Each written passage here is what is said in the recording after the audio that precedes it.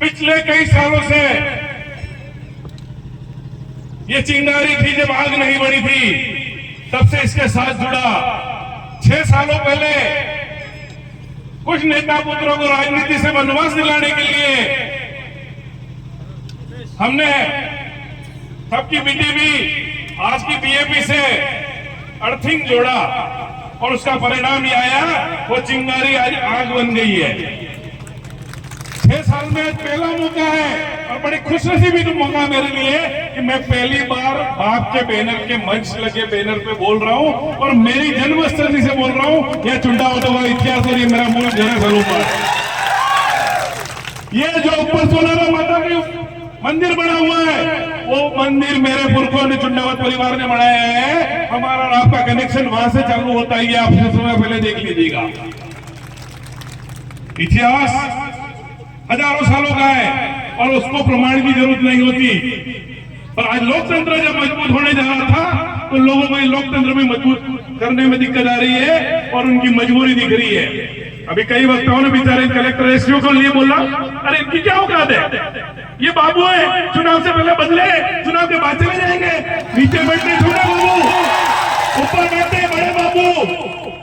इनकी हैसियत अभी एक जनप्रतिनिधि की सेवा करने और ऊपर से जो इनकी पर्ची वाले सीएम पर्ची बेचते वो काम करने वाली है।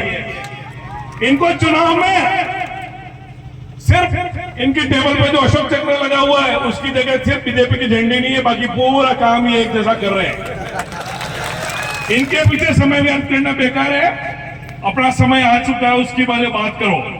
अपनी लड़ाई जो थी, आज भारत आदिवासी पार्टी के विधायक दल का नेता भाई थावर चंद जी, जो विधानसभा में हमारी पार्टी का नेतृत्व करते हैं, उस चुने हुए जनप्रतिनिधि का अपमान किसी कर्मचारी के द्वारा इन नेताओं ने कराया है। उनका बदला समय और वक्त लेगा और आप और हम सब मिलकर लेंगे और वो समय बहुत जल्दी हमारे बीच में आ गया है।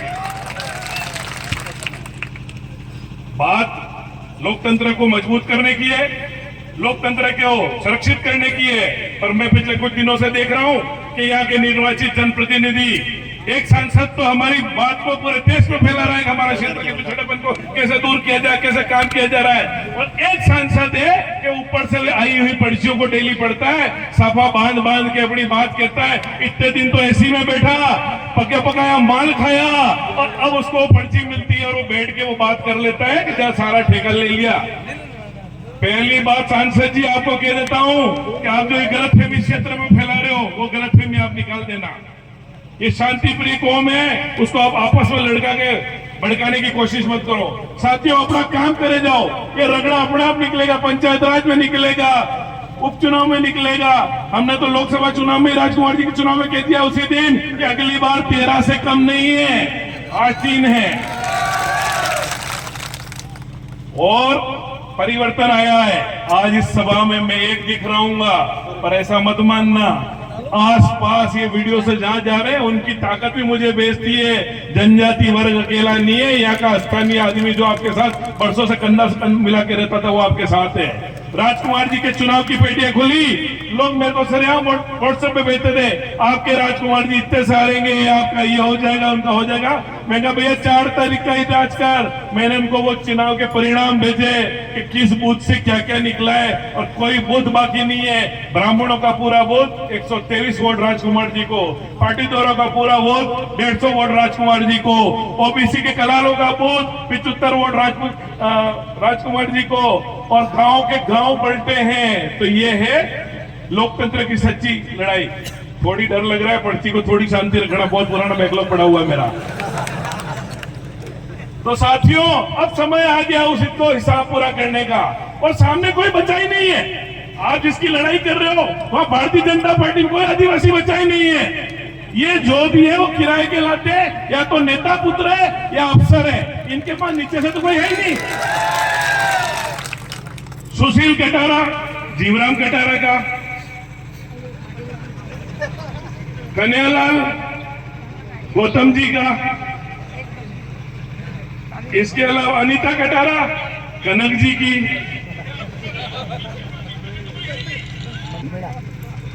हेमंत मीणा नंदलाल जी का, और दूसरे अब गिनने चालू करते हैं।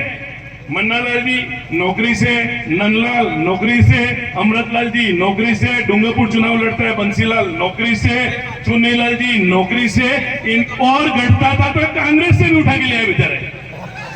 तो इनके पास सामने कोई नहीं है मैदान में, अपनी कार्रवाई चालू करो।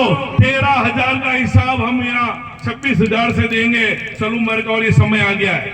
84 की तो बात भूल जाओ, वहां तो ये लड़ना ही नहीं जाते हैं। जिसको भी बीजेपी टिकट दे रही है ना, जिसको भी टिकट दे रही है ना, हम तो कह रहे हैं तो 3 बार लड़ा, तू एक बार वापिस आ जाए 84 में, पता पड़ जाए। सलूमर का भी रगड़ा निकालना है। 13,000 को 26,000 से ऊपर ले जाना है। और ये जो बदला आज भाई थावरचंद जी के साथ जो हुआ है, उसका बदला हमको लोकतांत्रिक तरीके से लेना पड़ेगा। थावरचंद जी कहीं अपने आप को कमजोर मत समझो। और साथियों, ये एसपी साहब के लिए भी एक बहुत बढ़िया बात बता दूं मैं आपको, उनको यहाँ के आंदोलन का जज्बा पता नहीं है। एसपी साहब एक चीज सुन लेना, आप भी खाकी वर्दी में अंदर बैठे हुए हो, आपके नीचे भी खाकी वर्दी में बैठे हुए हैं, पर एक लिमिट तक वो खाकी आपकी सुनेगी, क्योंकि उस खाकी के अंदर भी हमारे लोग हैं। वो बात गलतफहमी निकाल देना, वो खाकी सिर्फ आपकी नहीं है, उस खाकी को हमने यहाँ से नीचे से पैदा करके भेजा है। यहाँ का एसटी हो, यहाँ का राजपूत हो, यहाँ का पाटीदार हो, उसके नौकरी के लिए संघर्ष हमने किया धरती से ऊपर तक। इसलिए जो ऊपर से गलतफहमी फांद के आए हो, जयपुर वालों कान खोल के सुन लेना कि आप अपनी पार्टियों की गुलामी अपने तक सीमित रखो। हमारे लोकतांत्रिक अधिकारों को अगर मारने की कोशिश करो तो इसका जवाब बहुत अच्छी तरह से दिया जाएगा। अब अंतिम बात मैं कह दूं कि मेरे इस वीडियो के बाद आज बहुत सारे प्रबंधन चलेंगे, कई व्हाट्सएप पे चलेंगे, आदिवासी लोग में ये क्या कर रहे हैं।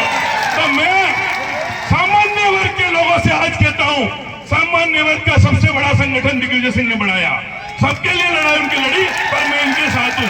क्यों साथ हूं कि जिन पार्टियों की गुलामी सामान्य वर्ग कर रहा था, उन्होंने उनको सिर्फ बेवकूफ बनाया है। एक भी बीजेपी का नुमाइंदा याद है कि आगे सामान्य ओबीसी वर्ग के लिए इन्होंने कुछ किया है, तो मैं उसी समय अपनी सारी राजनीतिक विरासत छोड़ के और मैदान में पावा बढ़ जाऊंगा। एक भी काम 1995 से आज तक सिर्फ जनजाति और सामान्य में भेद करो, लड़ाओ और अपनी उल्लू सीधा करो।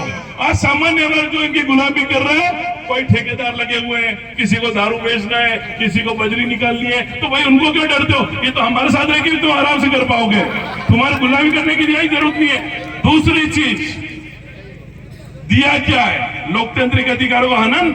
मेरे को किसी ने कहा बाप से क्यों जुड़े, मैं कहा बाप से इसलिए जुड़े कि बाप ने कहा था जनसंख्या के अनुपात में तुमने तो हमारा 100% ले लिया था। आप लोकतांत्रिक है, उन्होंने अपनी मांग करी जनसंख्या अनुपात में हमको नौकरियां दी जाए, उसमें कोई बुरी बात नहीं थी। समानता बन लड़ा था तो हमारा यही नारा था, जो 30% की बात करेगा वही वागड़ पे, तो हम भी जनसंख्या मांग रहे थे, ये भी जनसंख्या का आधार करे। हमारा एक एजेंडा रहा, यहाँ के लोग आपस में रह के अपने काम करें। हमारे साथ जो कुटाराघात किए भारतीय जनता पार्टी ने किए हैं। अभी वोट तो इनको पूरे बीजेपी वालों को चाहिए भाई, कहीं से हेलीकॉप्टर से ही मन्नालाल जी को उठवा के ले आए रातों रात। भाई तो इस्तीफा एसी से निकाल के 6 महीना किसी कार्यालय में गए, 2-4 अटैचियां दी, तो सांसद महोदय आपका समय 1 साल होने आ गया और आप धरती पे जुड़े हुए, पर आपकी जड़ें कट चुकी हैं। अब आप गलतफहमी में मत रहो। अब आपने